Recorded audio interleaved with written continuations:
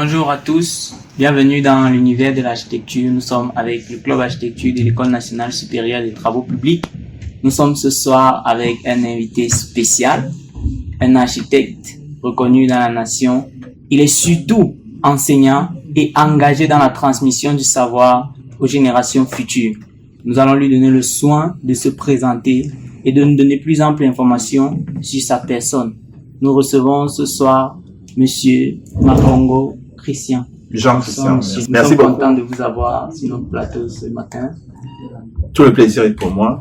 Le plaisir est pour moi parce que je pense qu'il est important à ce niveau de ma vie en tant qu'homme et ma vie en tant qu'architecte, d'essayer de transmettre un message, si ce n'est des connaissances, au moins un message aux jeunes générations architectes. Je pense que nous avons quelque chose de très important à dire à nos jeunes confrères. Nous sommes architectes d'abord, mais nous sommes aussi architectes africains. Et nous devons pouvoir ou être capables de faire la part des choses entre l'architecture en Afrique, surtout dans nos villages, et l'architecture vue d'une manière plus moderne. Nous devons être capables de travailler aussi bien dans des projets énormes qui sont dans les grandes villes du Cameroun ou d'ailleurs, tout comme être capable de travailler dans les villages et donner satisfaction à nos parents, à nos grands-parents qui vivent dans les zones rurales. C'est une réelle grâce pour nous de vous avoir ce soir parce que nous sommes conscients de ce que, avec vous, nous allons plonger en profondeur dans l'univers architectural et que certainement, ceux comme nous à la maison qui sont amoureux de l'architecture auront de quoi manger ce soir. Nous allons vous demander simplement de nous donner une brève présentation de votre personne et de votre parcours comme architecte. Architecte de l'État, diplômé de l'École spéciale d'architecture de Paris en France, et j'ai eu mon diplôme, ça fait aujourd'hui 40 ans, je crois, si je compte bien.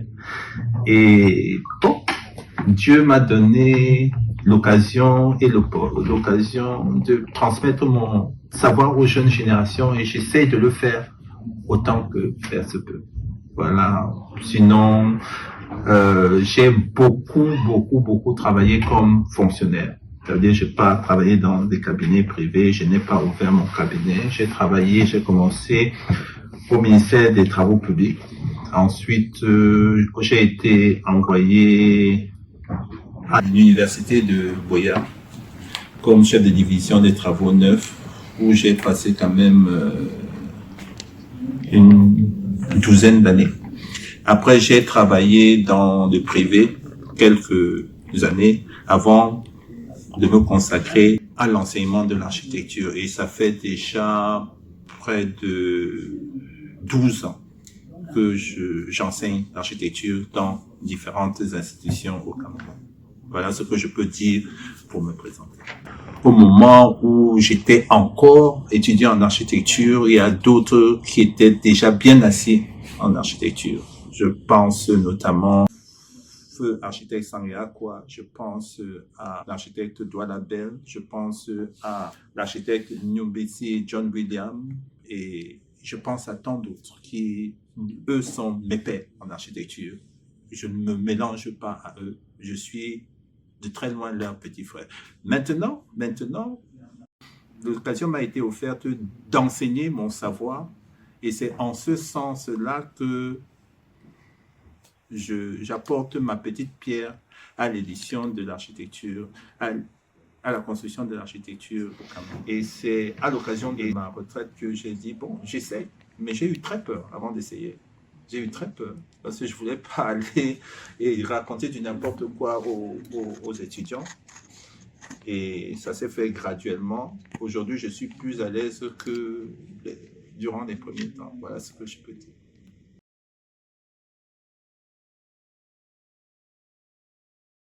Bon, le concept, cette idée de concept fait naître trois choses en moi. La première des choses, qu'est-ce que le concept d'une manière générale? La deuxième des choses, qu'est-ce que de concept architectural. Et la troisième, c'est quelle est ma vision du concept architectural.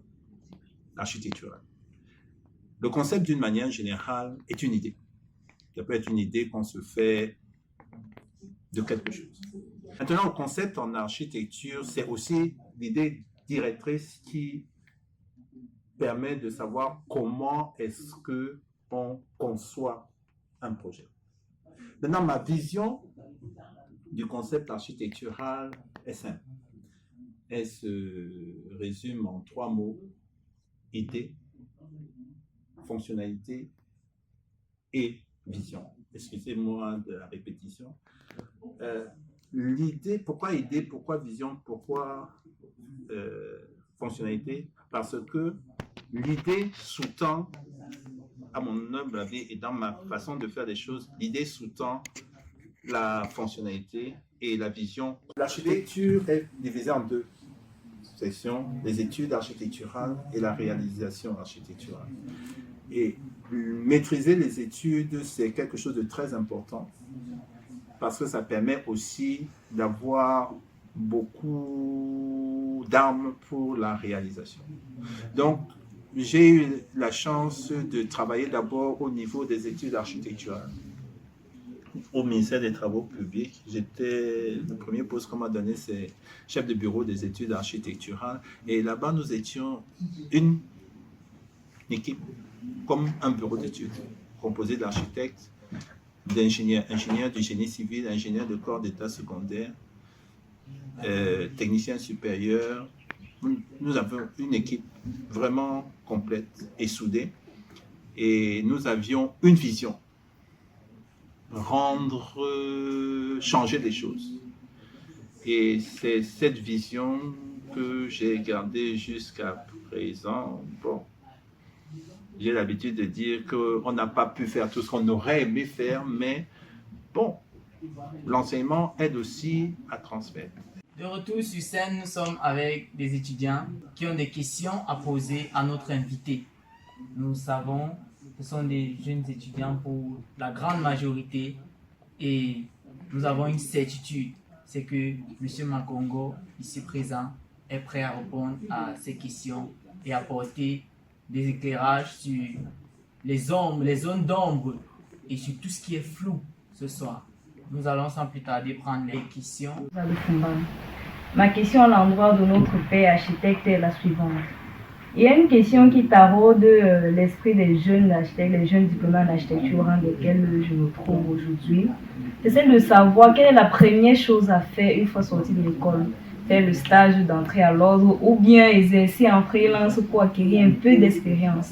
Donc je pense qu'avec son expérience, Ali peut nous orienter sur cette question-là. En réalité, merci beaucoup pour la question. En réalité, il n'y a pas de contradiction entre les deux. Si vous faites un stage dans le but d'être inscrit à l'ordre national au bout d'un moment, pendant votre stage, vous allez faire du terrain, vous allez apprendre dans le domaine des études architecturales, vous allez apprendre dans le domaine du suivi des projets, vous allez apprendre dans beaucoup de domaines. Donc, il n'y a pas de contradiction entre les deux. Ce qu'il y a, c'est que faites attention de ne pas aller travailler et qu'à la fin, tout ce que vous avez fait comme expérience ne soit pas pris en compte. Prenez la peine de signaler aux responsables de l'Ordre national des architectes que voici, vous entrez en stage. Vous n'êtes pas obligé d'entrer en stage dans un seul endroit. Vous entrez en stage et l'expérience que vous avez va vous permettre au bout du compte d'avoir une petite expérience et d'entrer dans le domaine des grands, si je peux dire ainsi, sans problème. J'espère que j'ai répondu à votre préoccupation. Donc, il n'y a pas de contradiction entre le fait que vous travaillez et le fait que vous cherchiez à entrer dans l'ordre national des architectes. Il n'y a pas de contradiction. Nous retenons que c'est un tout qui se retrouve dans un seul paquet, celui du stage professionnel comme architecte junior, afin d'être plus tard inscrit au tableau de l'Ordre national des architectes du Cameroun et d'avoir la légitimité d'exercer comme architecte dans notre pays. Nous allons prendre la troisième question pour cette phase. Safak Asonge Jenny. I'm an architectural student from the National Advanced School of Public Works, Yaoundé. And my question would be to know if every project must always have a concept. Should every project have a concept, or it is not really necessary for every project to have a concept?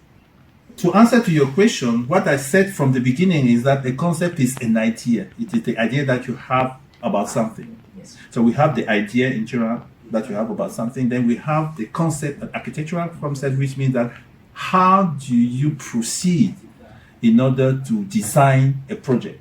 Means that it is the idea that guides you in the way to the final project. You know that you start your project with the sketch, then you move to preliminary plans. Before moving preliminary plans 1, preliminary plans 2, before moving to the execution plans. So all this is part of the process. It's part of the concept. So there's no contradiction in between all the schemes you Ma have. question est la suivante. Chaque architecte a un style. Et même pour ceux qui ont le même style, chacun a une sorte d'identité propre qui le différencie des autres. Et donc, ma question c'est, pour nous en tant que futurs architectes africains, comment pouvons-nous mettre notre identité dans nos futurs projets? Ok, merci beaucoup pour la question. Je vais d'abord dire que heureusement que chacun a son style, heureusement que chacun a sa façon de voir, heureusement que chacun a sa façon d'aborder les projets. C'est ce qui fait que vous avez une multitude de choses dans le monde. Maintenant, il y a des courants de pensée. Il y a des courants de pensée. Le Corbusier est un courant de pensée. Frank Lloyd Wright est un courant de pensée. Kenzo Tange est un courant de pensée. Mies van der Rohe est un courant de pensée. Vous allez trouver votre voie, nécessairement. Vous allez essayer ici, vous allez essayer là-bas, vous allez essayer ailleurs. Et peut-être que votre courant de pensée viendra d'un architecte camerounais, pas nécessairement d'un architecte de l'étranger. Non, il n'y a pas de problème. Laissez-vous aller. Et à un moment donné, vous allez trouver votre voie. Il n'y a pas de souci à se faire sur ce plan-là.